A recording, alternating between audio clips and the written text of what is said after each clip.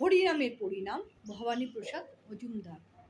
আমার পাখি আজব পাখি করবে হরিনাম, দেখে যান গো বাবু মশাই 100 টাকা দাম।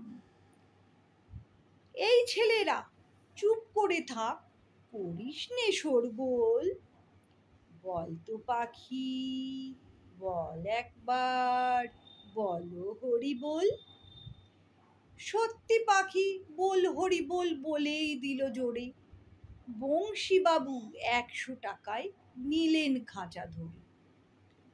বাড়ি ফিরে সবাইকে জড়ো করলেন ডেকে।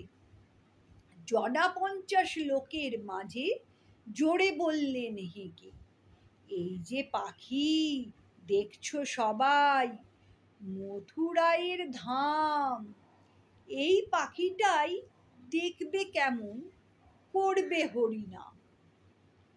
এই ছেলেরা চুপ করে থাক, করিস নে শোরগোল।